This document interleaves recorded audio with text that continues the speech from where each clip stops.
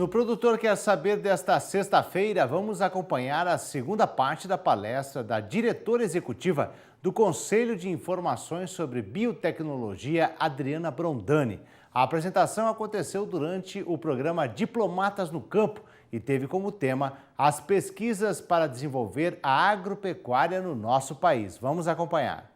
No momento que o país tem uma lei de biossegurança que estabelece todas essas normas, que estabelece ritos processuais, como trabalhar, o que acabou acontecendo no Brasil?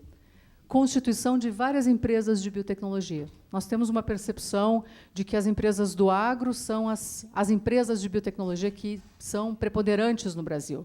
Quando nós olhamos esses dados, são dados que mostram distribuição de empresas de biotecnologia no Brasil, uma análise feita na FAPESP.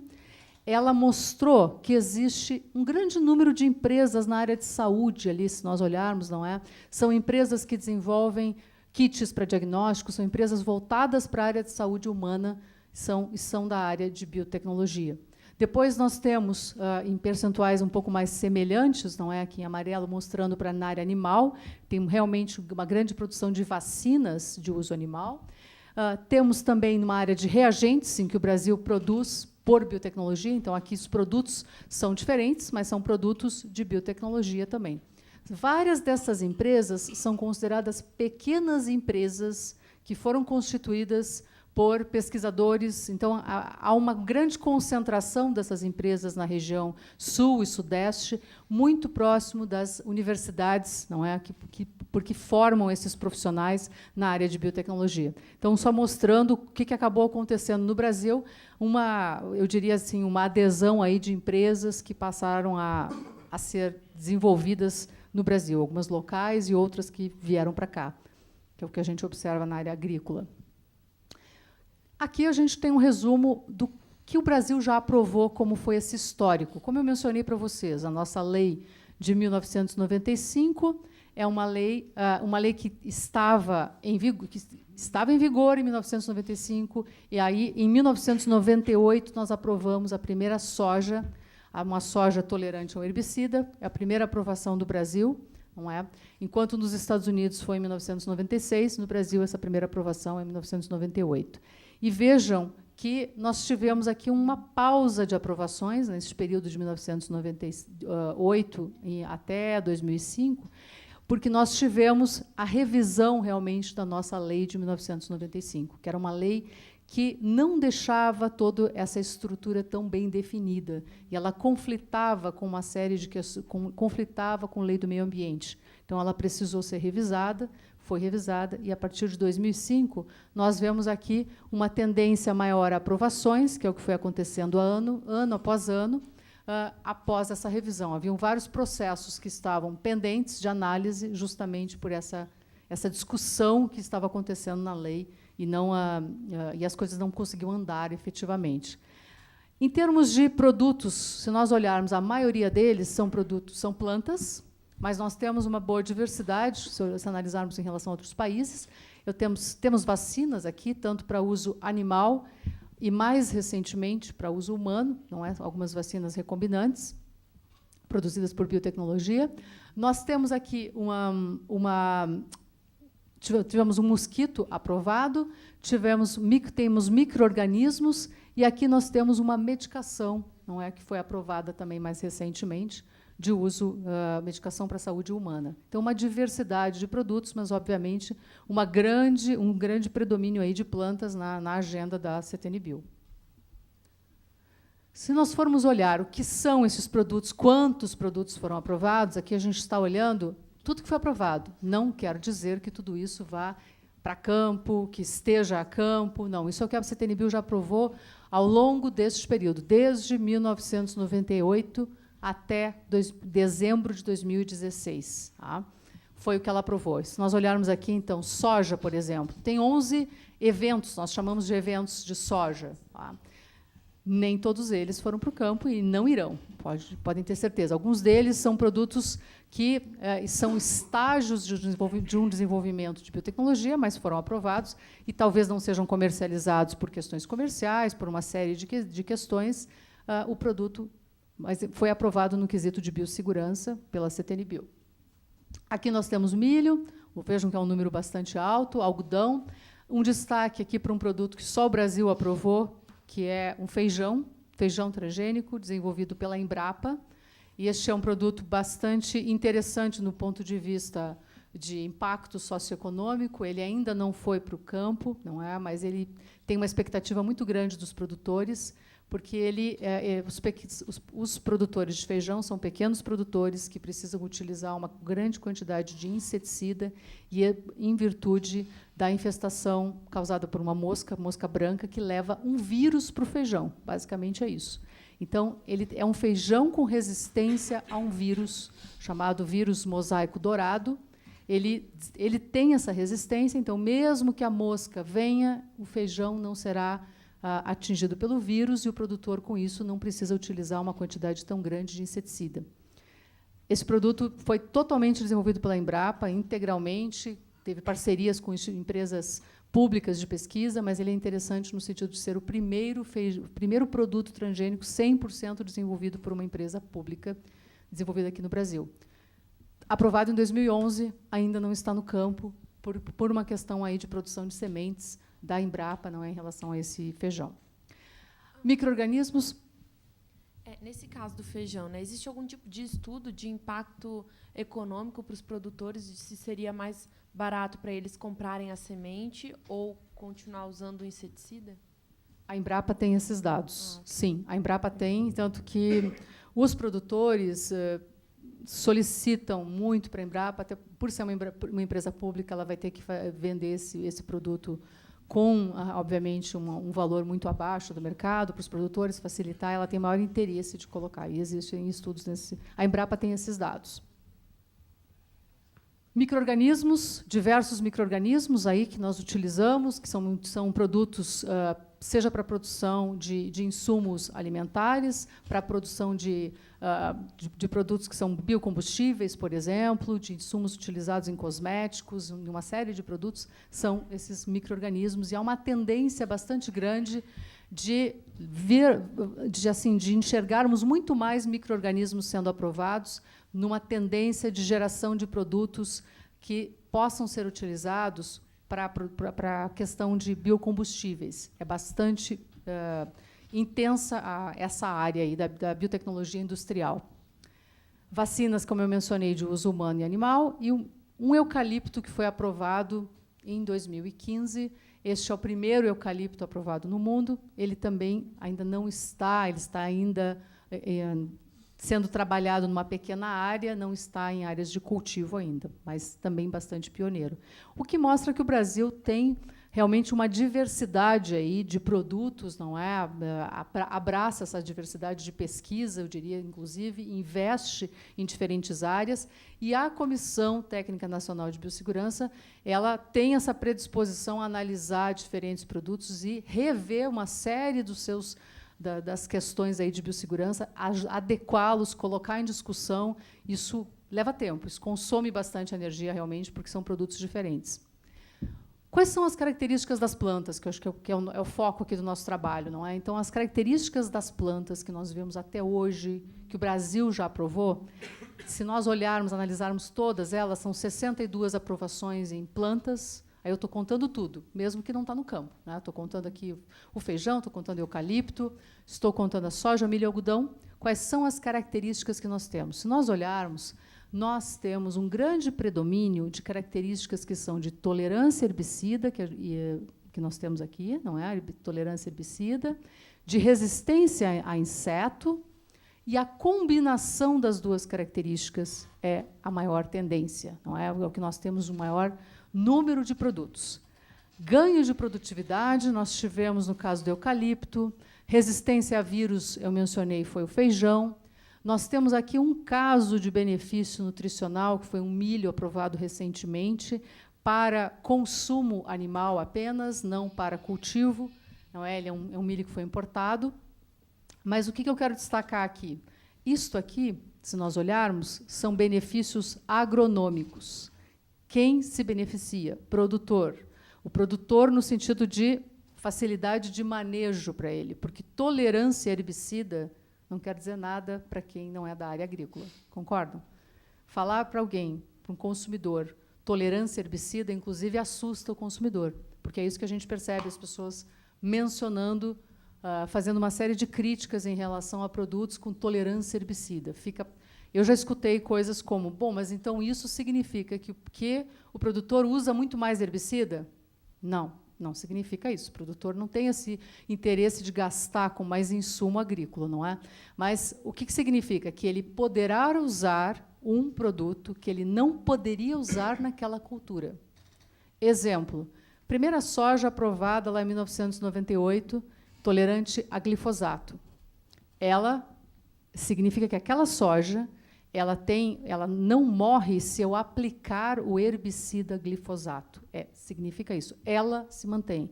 Qual é a finalidade disso para o produtor? Sem isso, se ele colocar glifosato na soja, ela morre. E por que ele precisa de glifosato, no caso? É um exemplo desse tipo de herbicida. Ele precisa diminuir o número de plantas daninhas para que ele tenha produtividade. Qualquer produtor vai dizer isso para vocês, que isso vai competir no solo, vai competir com os nutrientes, vai competir com a planta, e, no final das contas, a produtividade dele cai. Então, ele vai sempre utilizar recursos para diminuir essas plantas daninhas.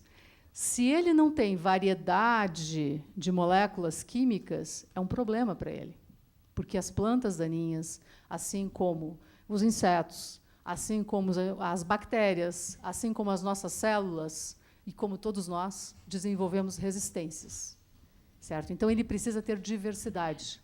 O que aconteceu lá naquela época, desde lá de 1998, é que o produtor precisava de um novo produto, e ele, ao encontrar uma semente que tinha tolerância ao glifosato, ele passou a utilizar esse herbicida na soja que ele não poderia usar.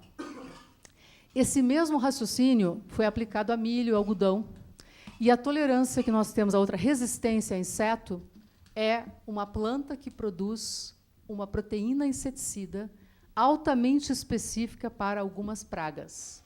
Isso quer dizer, vai resolver todos os problemas da lavoura? Não, porque o Brasil é um país riquíssimo em insetos, praga de tudo que é jeito. Então, eu consigo eliminar algumas, mas eu tenho que aplicar inseticida em outras. Então, eu não tenho um pacote único para o produtor nesse sentido, certo? Ficou claro para vocês?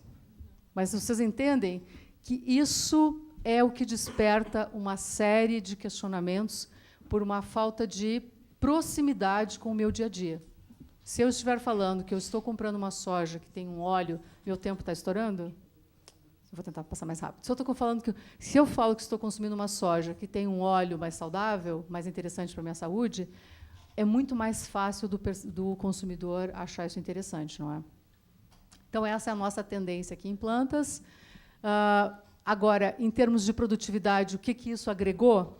Vou passar rápido aqui. Se nós olharmos só no milho, este foi o primeiro ano de adoção do milho no Brasil, não é? Que nós levamos ele para o campo, então. Então, o primeiro produto geneticamente modificado no campo, ele tem tolerância a herbicida, resistência a inseto. O que aconteceu com ele? Se nós olharmos aqui, o ganho de produtividade no milho foi de um aumento de 44%, enquanto de área plantada já nesse primeiro ano foi um aumento só de 6,7%. Então, aumentamos muito pouco a nossa área em termos ao ganho de produtividade. Então, esse é um resultado bastante interessante.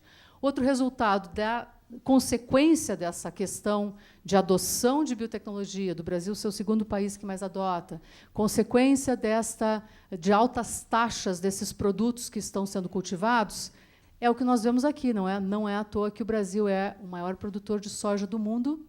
Depois nós vemos que ele é importante na produção de carne, ele é importante na produção de frango, e terceiro país no mundo que mais produz milho. Se nós formos olhar em relação aos outros países, quanto que ele exporta, o Brasil é o número 1 em exportação de soja, o Brasil é o número 1 em exportação de frango, o número 2 em exportação de milho. Então, realmente, chama bastante atenção isso em termos essa produtividade que o Brasil adquiriu, né, ao longo desse período aí de adoção da biotecnologia no campo, que nós vimos aqui se reflete muito em termos de produtividade e não tanto em termos de área plantada. E se a gente fala que nós exportamos, não é, que nós temos uma alta produção de frango, somos o primeiro exportador de frango do mundo, sabem o que frango ingere? A alimentação de frango é soja e milho. Aqui aparecendo, olha o que é a quantidade de milho.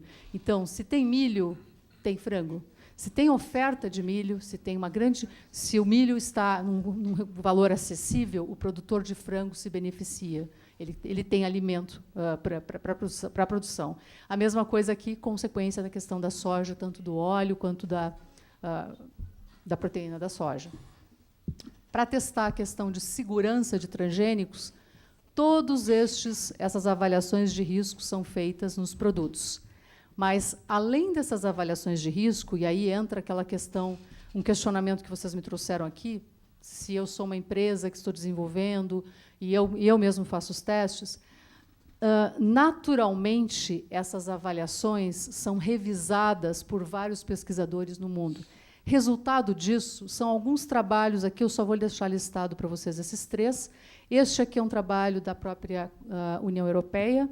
Na realidade, aqui são 50 projetos de pesquisa que foram analisados quanto ao impacto dos transgênicos no meio ambiente, na saúde humana, na saúde animal. E a conclusão deste trabalho, basicamente, é que não há diferença entre cultivo convencional e transgênico. Ambos causam impactos semelhantes no meio ambiente e na questão de saúde humana ou animal. Na realidade, impacto no meio ambiente, a agricultura vai sempre causar. Então, eu diria que os alimentos aqui não causam impactos negativos nos animais, nos seres humanos, mas impacto no meio ambiente, ambos causam por estarmos falando de agricultura, certo? Mas essa é a conclusão básica deste trabalho. Este trabalho aqui analisou durante 10 anos uma série de processos de avaliação de risco de outros produtos. Este aqui é um trabalho de uma pesquisadora que analisa bilhões de animais, é um número bastante exagerado, e compara a alimentação pré-transgênico e pós-transgênico na qualidade da carne e na qualidade do leite. Então, ele é um trabalho muito interessante porque ele reúne muitos animais, um número bastante exagerado de animais, que é a análise dela, e mostra que não há diferença entre os dois alimentos. E, por último, em 2016, saiu essa análise da Academia Norte-Americana de Ciências, que analisou mais de 1.000 trabalhos, na realidade, nesta área de produtos que já estão sendo comercializados e avaliou os impactos na saúde humana, no meio ambiente, muito semelhante ao que nós temos aqui, mostrando uma conclusão de que não há impacto negativo e diferença entre eles. Então, só para vocês terem estes dados. Só vou deixar um último dado aqui de percepção pública em termos de Brasil. Isso aqui é um trabalho conduzido pelo CIB e pelo IBOP, onde nós analisamos usuários de internet de diferentes regiões brasileiras e avaliamos o quanto eles conhecem biotecnologia hoje em dia, quanto esses usuários conhecem.